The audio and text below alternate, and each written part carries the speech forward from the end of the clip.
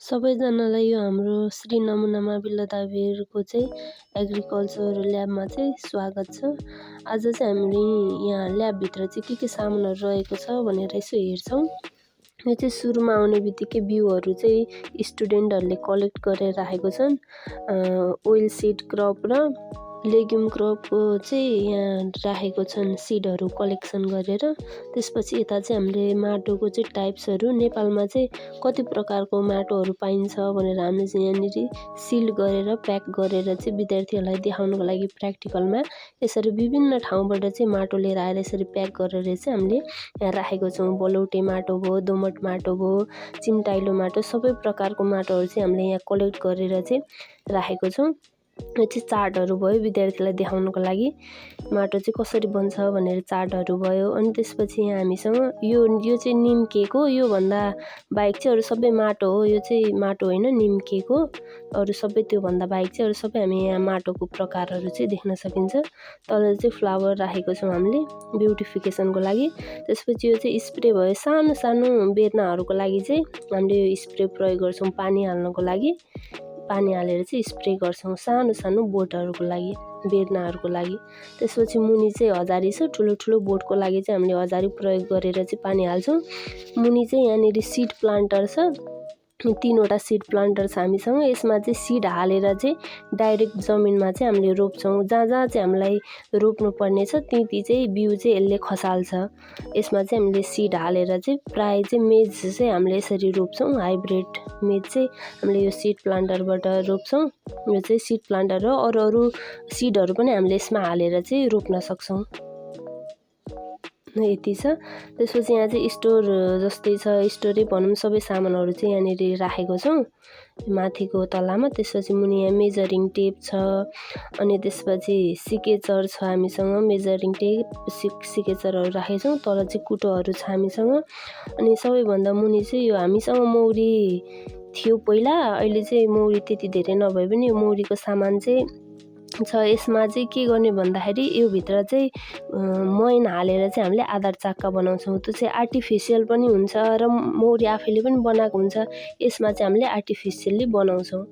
त्यसपछि अगाडिको त्यहाँ त्यति सामानहरू भयो। त्यसपछि यहाँ सिसाभित्र हामीले राखेको सामानहरू थुप्रै सामानहरू छ। मैले कति भ्याउँछु त्यति हजुरहरूलाई देखाउँछु। अनि यहाँ यो सुरुमा देख्नुभएको ह्याड भइहाल्यो, त्यो कालोहरू सबै कालो कलरको, रातो कलरको ह्याडहरू छ हामीसँग घाममा लाउनलाई। अनि त्यसपछि यो यसलाई रेस्पिरेटर मास्क भनेर भन्छ। यसलाई हामीले केमिकलहरू विषादीहरू छर्किँदाखेरि हामीले यसको प्रयोग गर्छौँ। त्यसपछि मुनि यहाँनिर सिड मोइस्चर मिटर छ, पिएच मिटरहरू भयो। अनि यो पनि विषादी छर्दा लाउने गगल्स भयो। हामीले आँखालाई प्रोटेक्ट गर्नको लागि हामी युज गर्छौँ यसको। यो पनि विषादी छर्दै लाउने हो। त्यसपछि यहाँ हामीसँग सिड पनि छ, उसको काजुको सिड पनि यहाँ मुनि हामीले प्याक गरेर राखेको छौँ। यो हामीले आफ्नै बागवानीमा विद्यार्थीहरूले हार्भेस्ट गरेको काजुको सिड हो। यो हाम्रै आफ्नै स्कुलको उत्पादन हो। यो हामीले बाहिरबाट आउने मान्छेहरूलाई र विद्यार्थीहरूलाई देखाउनको लागि यसरी प्याक गरेर सिल गरेर राखेको छौँ। हामीले यसको बेर्ना पनि निकाल्नको लागि नर्सरीमा हामीले थोरै बेर्ना निकाल्नको लागि हामीले सारिसकेको छौँ। थोरै 2टा पत्ता जति आइसकेको छ। हामीले यो सक्सेस भएको छ हाम्रो यहाँनिर खिर्यानी सिन्धुलीमा त्यसपछि हामीसँग यहाँ यति सामान रहेको छ।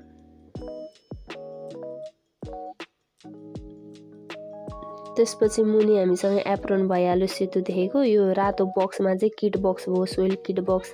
यहाँ सोइलको पिएच, एनपिके जाँच्नको लागि विभिन्न सामग्रीहरू यही भित्र हुन्छ बक्सभित्र। त्यहाँबाट हामीले सामानहरू निकालेर सोइल टेस्ट गर्नको लागि हामीले प्रयोग गर्छौँ। अहिले सामानहरू प्राय लगभग थोरै युज गरेर सकिसकेको छ।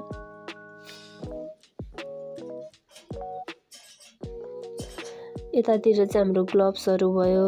अनि त्यसपछि माथि हामीले मौरीको चाका हामीले मैन पुतली लाग्छ भनेर यसरी र्याप गरेर पेपरले र्याप गरेर हामीले यसरी संरक्षण गरेर राखेको छौँ।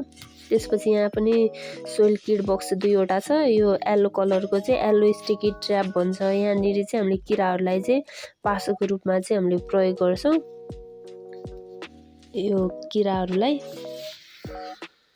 त्यसपछि माथि हामीसँग चाहिँ विभिन्न जातको चाहिँ माछाहरूको चाहिँ प्रकारहरू चाहिँ हामीले स्टुडेन्टहरूलाई देखाउनलाई चाहिँ यहाँनिर यसरी राखेको छौँ। यो चाहिँ प्र्याक्टिकलको लागि माछाहरू चाहिँ देखाउनलाई हामीले यसरी सबैतिरबाट राखेको छौँ। त्यसपछि यतातिर चाहिँ स्प्रिङ्कल छ हामीसँग। यो चाहिँ इरिगेसनमा हामीले स्टुडेन्टहरूलाई पढाउँदाखेरि काम लाग्छ। स्प्रिङ्कल इरिगेसन भनेर हामीले जुन पढाउँछौँ त्यो चाहिँ त्यसको चाहिँ स्प्रिङ्कल इरिगेसनको चाहिँ सामान चाहिँ यही हो। यो चाहिँ हामीले समतल जमिनमा पानी पटाउन प्रयोग गर्छौँ। यसको चाहिँ विद्यार्थीहरूलाई देखाउनलाई चाहिँ हामीले यहाँनिर राखेको छौँ। यो चाहिँ इरिगेसन सम्बन्धी सम्पूर्ण सामानहरू भयो जुन हामीले इरिगेसन सम्बन्धी पढाउँदाखेरि चाहिँ चाहिने सामग्रीहरू त्यो सेक्सनमा छ। त्यसपछि यहाँनिर ह्यान्ड डस्ट स्पेयर भयो हामीसँग माथि। त्यसपछि अब यतातिर चाहिँ कपीहरू चेक गरेको कपीहरू छ। त्यसपछि चार्टहरू पनि छ त्यहाँनिर। यो चाहिँ स्टुडेन्टहरूले चाहिँ शत्रुजीव मित्रजीवहरू सबै चाहिँ किराहरूको चाहिँ संरक्षण गरेर कलेक्ट गरेर त्यसको चाहिँ आइडेन्टिफिकेसनको लागि चाहिँ सबै किराहरू चाहिँ पक्रेर लिएर आएर यसरी पिन लगाएर चाहिँ नाम साइन्टिफिक नेम सहित चाहिँ ल्याएर राखेको हुन्छन्। त्यो भयो। त्यसपछि यतातिर सबै प्र्याक्टिकलको कपीहरू भयो, स्टुडेन्टहरूले बुझाएको प्र्याक्टिकलको कपीहरू भयो। त्यसपछि यहाँनिर चाहिँ हामीसँग पेस्टिसाइडहरू चाहिँ हामीले यहाँनिर राखेको छौँ। पेस्टिसाइडहरू भयो, न्युट्रिएन्टहरू भयो, माइक्रो न्युट्रिएन्टहरू हामीले यो भित्र चाहिँ राखेको छौँ, मलहरू। त्यसपछि यहाँ सबै विद्यार्थीले बुझाएको चाहिँ लगबुकहरू, प्रोजेक्ट वर्कहरू, विद्यार्थीले बनाएको रिपोर्टहरू चाहिँ सबै हामीले यसरी यहाँ कलेक्ट गरेर राखेको छौँ। यो मुनिको चाहिँ हट एयर ओभन भयो। यहाँनिर सोइलमा चाहिँ अलिक धेरै प्रयोग हुन्छ यो हट एयर ओभन। यसले चाहिँ पानीको मात्रा चाहिँ सुकाउने काम गर्छ। त्यसपछि यो चाहिँ फेरोमोन ट्र्याप हो। यसमा चाहिँ फिमेलको चाहिँ फेरोमोन राखेर चाहिँ मेल इन्सेक्टहरूलाई चाहिँ हामीले यसमा ट्र्याप गरेर राख्छौँ। आफै आएर पस्छ र निस्किन सक्दैन, त्यहीँनिर मर्छ। अब यो पनि इन्सेक्टहरू चाहिँ कलेक्ट गरेको स्टुडेन्टहरूले चाहिँ इन्सेक्टहरू कलेक्ट गरेर राखेको भयो। आफ्नो ग्रुपबाट चाहिँ यसरी कलेक्ट गरेर राखेको छौँ। अब यहाँनिर रेकहरू भयो हामीसँग, कोदालोहरू भयो, कचिया भयो हामीसँग। अनि त्यसपछि यहाँनिर हातेआरी, हेड कचर छ हामीसँग। यो सबै सामानहरू चाहिँ एकदमै धेरै प्रयोग हुने सामानहरू त्यतातिर छ। त्यसपछि यो चाहिँ हाम्रै स्कुलमा उत्पादन भएको स्टुडेन्टहरूले चाहिँ उत्पादन गरेको च्याउ यहाँनिर छ। भर्खरै ल्याएर चाहिँ स्टुडेन्टहरूले यहाँ सफा गरेर च्याउ राखेका छन्। यो चाहिँ हाम्रो स्कुलमा उत्पादन भएको च्याउ, अर्ग्यानिक च्याउ हो।